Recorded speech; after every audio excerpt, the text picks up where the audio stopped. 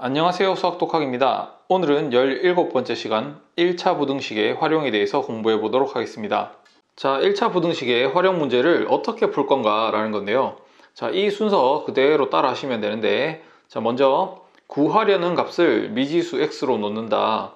자, 구하려는 값이 뭔지 알아야 되겠죠, 그죠? 그것을 미지수 x로 놓으시면 되고요. 그 다음에 문제의 뜻에 따라서 부등식을 세운다 라는 건데, 이 문제의 뜻에 따라서 이게 굉장히 어렵습니다. 이 부분을 우리가 예제를 통해서 연습하게 될 거고요. 그 다음은 부등식을 풀어서 해를 구한다. 지난 시간에 배웠던 1차 부등식 푸는 방법을 통해서 해를 구하시면 되고, 그 다음 구한 해가 문제의 뜻에 맞는지 확인하면 된다. 이 순서대로 하시면 됩니다. 자, 이 순서 그대로 이 예제 문제를 하나 풀어보려고 합니다. 자, 먼저 이 문제를 한번 읽어보도록 하겠습니다. 현재 형은 3,000원이 있고요. 동생은 2,500원이 예금되어 있다. 그런데 다음 달부터 매월 형은 500원씩, 동생은 200원씩 예금한다고 합니다. 그랬을 때 형의 예금액이 동생의 예금액의 2배 이상이 되는 것은 몇 개월 후부터냐? 이런 거죠, 그죠? 자, 그래서 저 순서를 따라서 그대로 생각해보면 몇 개월 후부터냐? 이게 문제니까요. 자, 몇 개월, 이것을 x 개월이다 이렇게 두면 되겠죠, 그죠? 이렇게 미지수 x로 두시고요. 자, 그 다음에 문제의 뜻에 따라서 식을 세우면 된다라는 건데요. 자, 문제를 한번 천천히 다시 한번 보면서 식을 세워봅시다. 자, 형은 현재 3,000원이 있고요. 예금되어 있는 금액이. 동생은 현재 2,500원이 있죠, 그죠? 2,500원.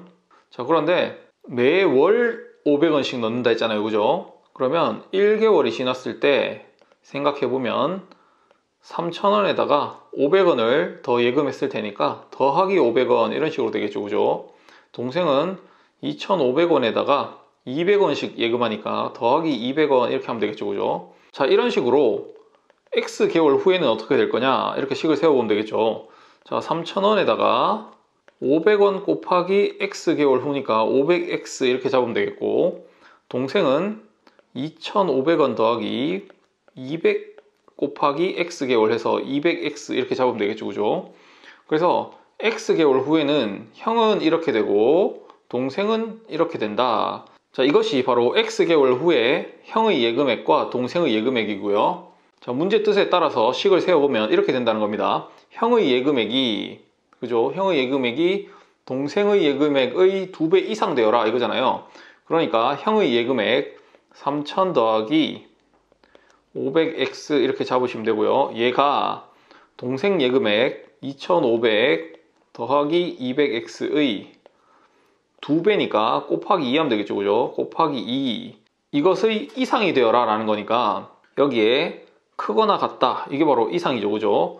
형의 예금액이 동생 예금액의 2배 이상이다, 그죠? 이런 식으로 해주시면 된다는 겁니다. 자, 이렇게 문제의 뜻에 따라서 부등식을 잘 세운 다음에 이 부등식을 풀고 x가 얼마 이상 되면 되냐, 몇 개월 후면 되냐, 이게 풀면 되겠죠, 그죠? 자, 그래서 가장 중요한 것은 문제의 뜻에 맞게 식을 잘 세울 수 있는가, 이것이 가장 중요하겠죠, 그죠? 자, 그래서 첫 번째로 거리 속력 시간 자주 나오는 거죠, 그죠? 이것에 대해서 먼저 정리를 한번 해보겠습니다. 자, 원래 속력이라는 것의 정의는 어떤 단위 시간 동안에 얼마나 많은 거리를 갈 수 있는가, 이것을 가지고 속력이라고 하는 거거든요. 예를 들어서 1시간 동안 100km를 간다. 이것을 가지고 우리는 100km per 시간이라고 해서 이런 속력을 가진다, 이렇게 이야기하죠, 그죠? 1시간에 100km 간다. 혹은 1분에 100m를 간다, 이래도 되죠, 그죠? 그러면 100m per 분 이런 식으로 적거든요. 이것도 바로 속력이죠, 그죠? 그러니까 어떤 우리가 정한 간단한 단위 시간 동안에 얼마나 많은 거리를 갈 수 있느냐, 이것이 바로 속력의 정의다, 이렇게 생각하시면 되겠고요. 자, 그래서 보통 거리는 이런 식으로, 시간은 이런 식으로 표현할 일이 많죠, 그죠? 그래서 이것을 우리는 1학년 때도 했는데, 거리 이렇게 표 만드시고요. 거리 속력 시간 해서 거속시 이렇게 적은 다음에 거리는 하면은 속력 곱하기 시간이다, 이렇게 하죠, 그죠? 속력 곱하기 시간이다 이렇게 외우시면 되고, 그 다음에 속력은 하고 싶으면 자 이것은 분수로 되어 있으니까 시간분의 거리다 이렇게 하시면 되겠죠. 그죠? 그게 바로 얘고요. 자 마지막으로 시간은 이렇게 하고 싶으면 속력분의 거리다 이렇게 생각하시면 되겠죠. 그죠? 그래서 속력분의 거리다, 이렇게 세 가지 식을 좀 자유롭게 사용할 줄 아셔야 되겠고요. 자, 그 다음에 여기서 중요한 거 두 가지만 정리하면, 첫 번째로는 자, 미지수 x를 어떤 것으로 잡냐라는 건데요. 보통은 거리를 x로 잡거나 혹은 시간을 x로 잡게 됩니다. 이것은 문제 상황에 맞춰서 거리를 x로 잡거나 시간을 x로 잡거나 하시면 되고요. 그 중에서도 거리를 x로 잡을 때가 많습니다. 이렇게 생각하시면 되겠고요. 자, 그 다음에는 항상 단위를 통일해야 된다라는 겁니다. 문제에서 뭐 시속 얼마다, 예를 들어 시속 100km다 이럴 수 있잖아요. 그러면 항상 시간에 대한 단위는 시간, 그 다음에 거리에 대한 단위는 킬로미터다 이렇게 잡는 거고요. 그 다음에 문제에서 제시되기를 분속, 예를 들어서 뭐 분속 60km다 이럴 수 있잖아요. 그러면 시간은 분으로 통일하고, 몇 분 할 때 분, 그 다음에 거리는 킬로미터로 통일해야 되겠다, 이런 식으로 바뀐다는 겁니다. 예를 들어 또 초속, 이번에는 10m다 이럴 수 있잖아요. 그러면 시간은 초가 되고요, 단위가, 거리는 미터가 된다. 그래서 문제에서 이야기한 기준대로 그렇게 단위를 통일시켜 주셔야 된다라는 겁니다. 이것을 좀 조심하시고요. 자, 그래서 표현을 조금 살펴보면 시속 70km로 X시간 이동했다 그랬을 때 거리는 얼마냐라고 하면, 거리는 속력 곱하기 시간이니까요. 시속 70km, 이것이 바로 1시간에 70km 갈 수 있다는 속력에 대한 단위죠. 그죠? 속력입니다, 이게. 그러니까 속력 곱하기 시간 할 때 여기는 속력 자리에는 70을 써주시면 되고요. 시간에는 x로 잡은 거니까 x 이렇게 해서 거리는 바로 70x가 되겠다. 단위는 당연히 킬로미터겠죠. 그죠? 거리는 따라서 70x 킬로미터다 이렇게 잡으시면 됩니다. 똑같이 시속 70km로 이번에는 x 킬로미터를 이동했다고 합시다. 그때 시간은 얼마냐 라고 하면, 자, 시간은 속력분의 거리잖아요. 그죠? 속력은 여기 있는 70분의 거리는 x니까 x 이렇게 하시고요. 단위는 이때 시간이 된다 이런 겁니다. 시간 이렇게 하시면 되고요. 자, 이런 식으로 문제에 따라서 식을 잡는 연습들을 해 가시면 됩니다. 자, 다음은 농도에 대한 것도 자주 나오죠. 그죠? 농도에 대한 것도 한번 정의를 해 보도록 하겠습니다.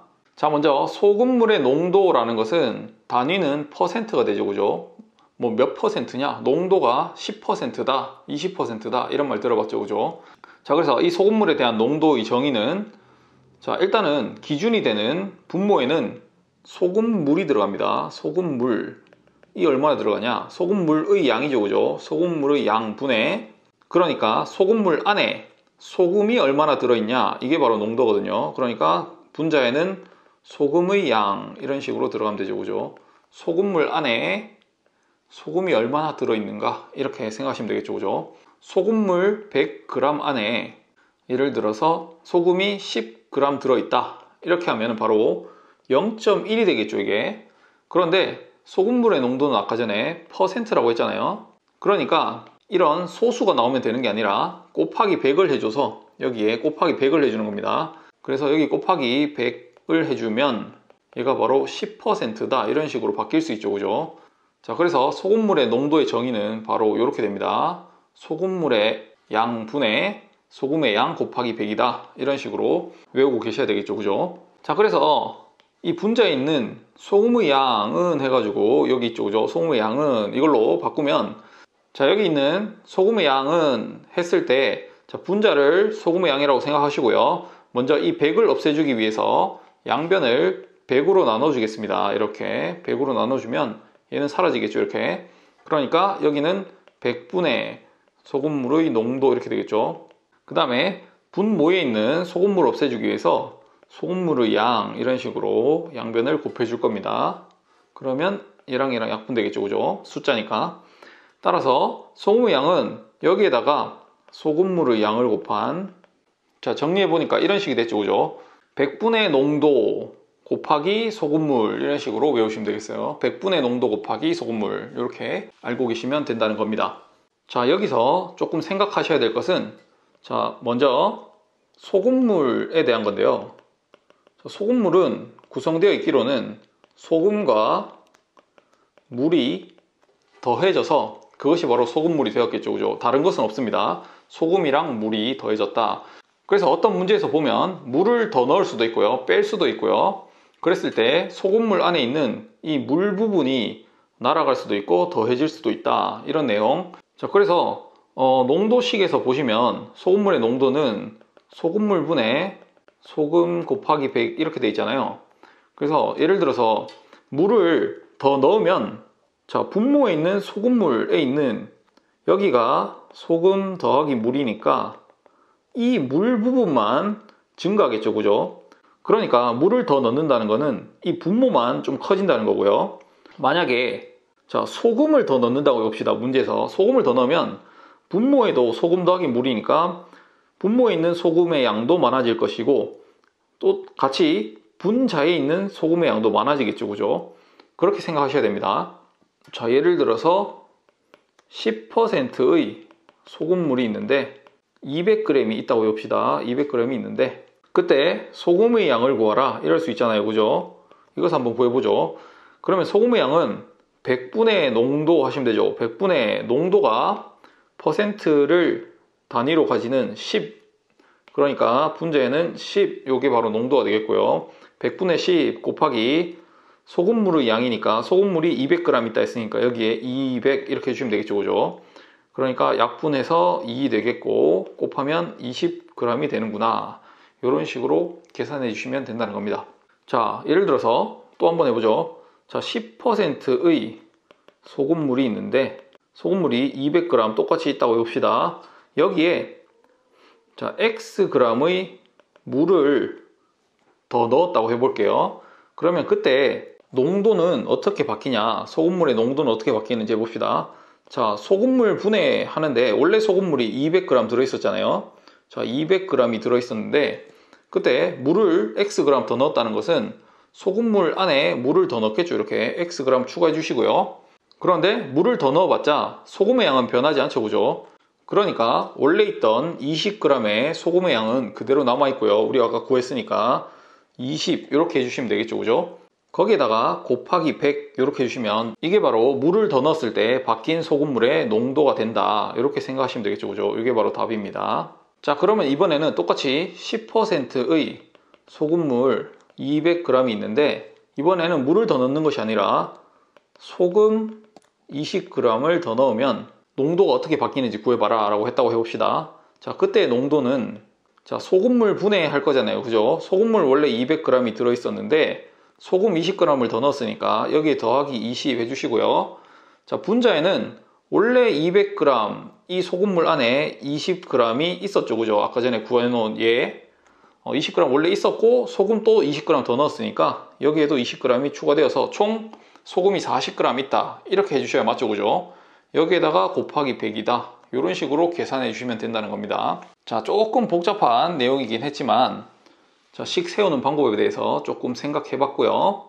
자, 속력이나 농도 외에도 여러 가지 상황에 따라서 식을 세우는 방법이 많기 때문에 이 활용 부분이 조금 어렵게 느껴지긴 합니다.